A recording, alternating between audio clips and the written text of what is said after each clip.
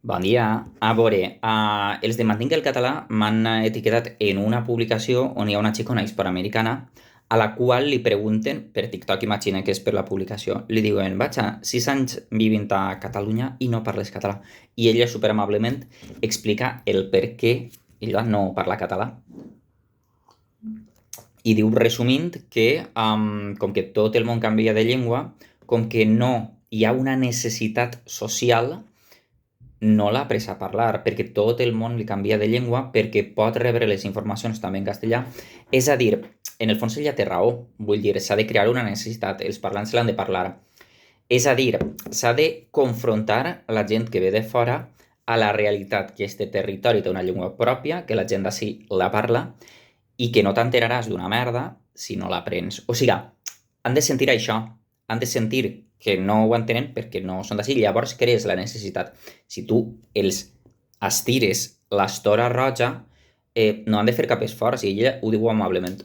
Vos contaré una anècdota. El 2021, quan la iaia estava ingressada per infecció d'orina i tal, que estigui tot el Nadal això, a l'hospital i tal, que jo de fet parlava als infermers i a les infermeres en valencià i me responien, o sigui, molta gent se pensa que no el parlen, però a l'hospital, al clínic de València, molta gent el parla.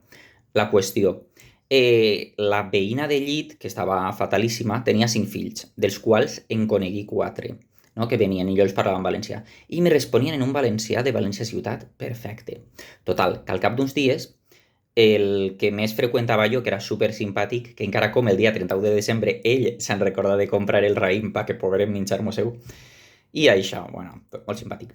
Me digué, no, però és que si jo vaig néixer en Ciudad Real, i jo dic, hòstia, i parles valencià de València ciutat, perfecte, o sigui, és que no haguera detectat totes les obertes perfecte, tot. I me diu, mira, jo és que quan vingui l'any 69, la gent d'ací, la majoria, parlava en valencià i jo venia a domicili coses. Per tant, quan jo anava a les cases, per a mi era necessari i era important poder vendre-los les coses.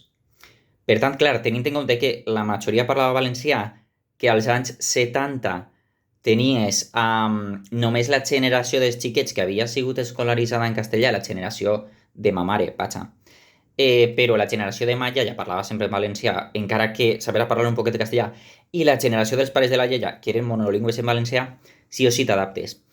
Inclús me va dir, estigui pensant en parlar-li a la meva filla en valencià.